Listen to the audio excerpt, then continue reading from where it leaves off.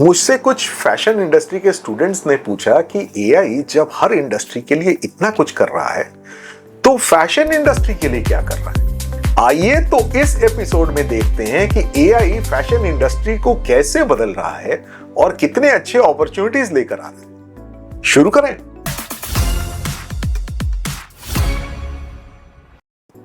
चलिए शुरू करते हैं एक छोटे से टेस्ट से, दो डिजाइन से, डिजाइन ए और डिजाइन बी।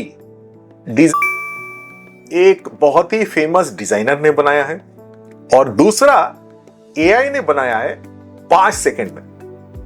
अब आपको यह बताना है कमेंट में इसमें से किस डिजाइन को एआई ने बनाया है और इसमें से किसे डिजाइनर ने बनाया है।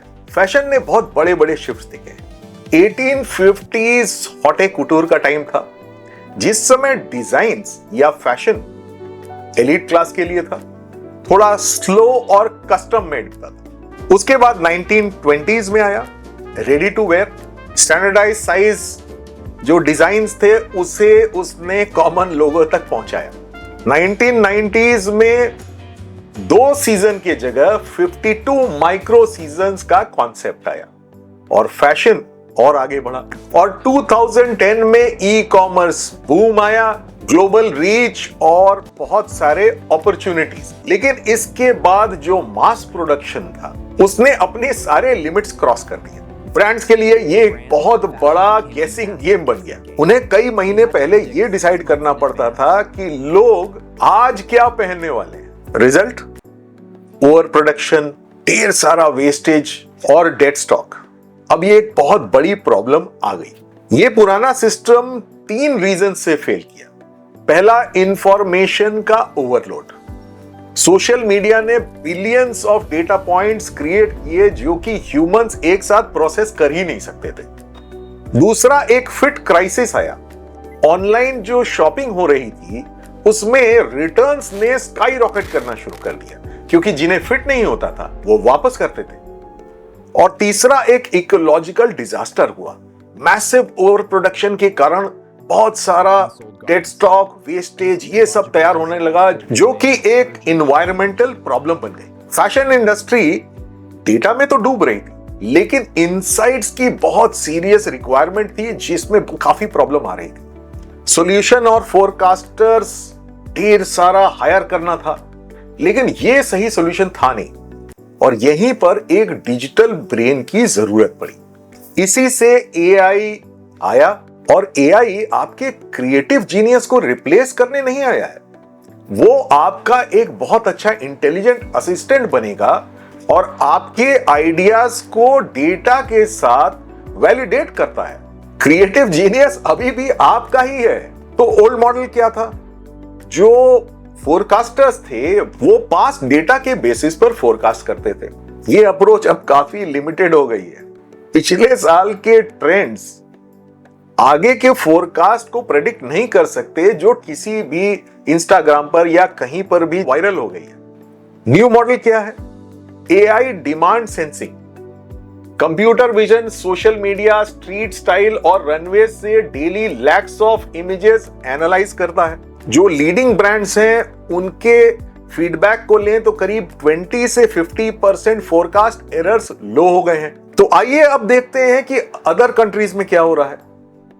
जब भी स्केल और स्पीड की बात होती है तो चाइना की बात होनी ही है क्योंकि इसमें चाइना लीड कर रहा है। शेन जैसे ब्रांड्स हेवी एल्गोरिदम पर रिलाई करते हैं, वो ट्रेडिशनल सीजन्स पर नहीं करते। Algorithm daily thousands of designs को टेस्ट करता है।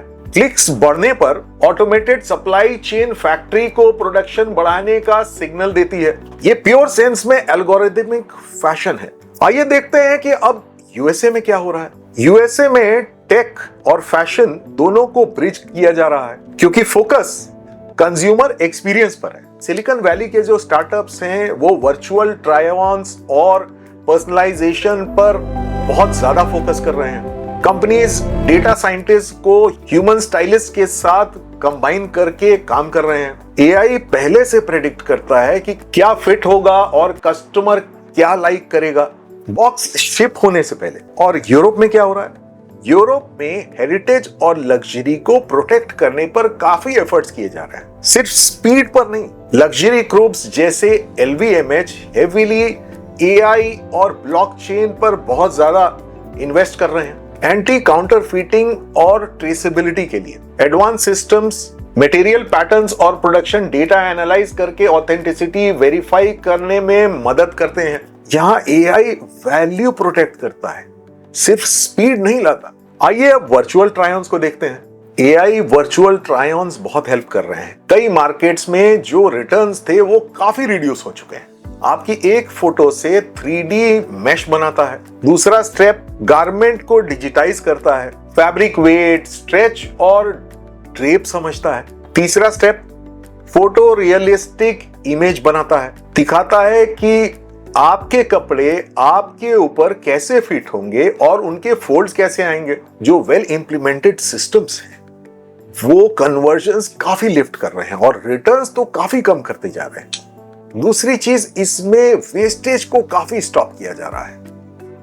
हर साल जो बहुत सारा कपड़ा जो वेस्ट होता था, जो अनसोल्ड था, AI उसे काफी रिड्यूस कर सकता है। पहला, डिमांड फोरकास्टिंग, ओवर प्रोडक्शन को पहले ही रोकता है, थ्रेड को स्यू होने से भी पहले। दूसरा, virtual sampling, designers 3D digital twins और ड्रेप और फिट टेस्ट करते हैं। जो एडवांस्ड वर्क फ्लोज हैं उसमें फिजिकल सैंपलिंग को काफी रिड्यूस किया जा सकता है। इसका असर इकोनॉमी पे भी पड़ता है। ऐसे बहुत सारे ब्लेंडेड फैब्रिक्स हैं जिसे ह्यूमन सॉर्टर्स के लिए रिसाइकल करना बहुत मुश्किल है। AI optical sampling, computer vision और नियर इंफ्रारेड स्पेक्ट्रोस्कोपी कंबाइन करती है। वो इंस्टेंटली और एक्यूरेटली आइडेंटिफाई कर लेता है कि गारमेंट का एग्जैक्ट मटेरियल कंपोजिशन कैसा है। Result, fibre to fibre recycling और आसान हो रहा है। तो आपके लिए कैरियर रियलिटी क्या है? आपका अगला प्रश्न होगा, तो क्या AI हमें रिप्लेस कर देगा?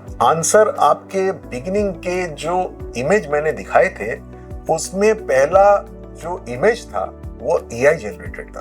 तो सच्चाई क्या है? AI आपकी जॉब कभी नहीं ले सकता, लेकिन एक ऐसा व्यक्ति जिसे AI को इफेक्टिवली यूज करना आता है वो जरूर आपकी जॉब ले सकता है। टेक्निकल डिजाइन, पैटर्न मेकिंग और प्योर प्रोडक्शन रोल्स पर ज्यादा प्रेशर्स हैं। Creative direction, cultural story telling, Indian body fit expertise और AI ऑर्केस्ट्रेशन प्लस प्रॉम्प्टिंग, ये स्किल्स बहुत तेजी से राइज हो रहे हैं और इसका डिमांड आ रहा है। तो आइए अब टूल्स देखते हैं कि आपको किस टाइप के टूल्स की जरूरत और आपको नॉलेज होनी चाहिए। सबसे पहला है मिड जर्नी और DALL-E, मूड बोर्ड्स और इंस्टेंट कॉन्सेप्ट जनरेशन के लिए। फ्लो 3D और मार्वेलस डिजाइनर, डिजिटल गारमेंट्स और जीरो वेस्ट पैटर्न एक्सप्लोरेशन के लिए। यूरिटेक स्टाइल डैशबोर्ड्स, समझिए कि AI ट्रेंड फोरकास्टिंग एक्चुअली कैसे काम करता है। तो आइए एक डिबेट स्टार्ट करते हैं।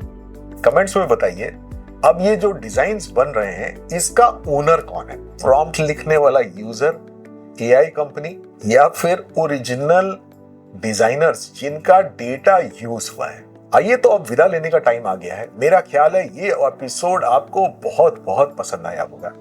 AI फैशन इंडस्ट्री के लिए एक बहुत अच्छा वरदान साबित हो रहा है और आपके लिए बहुत ही बेहतरीन अपॉर्चुनिटी लेकर आया है। Thank you so very much for watching. Goodbye.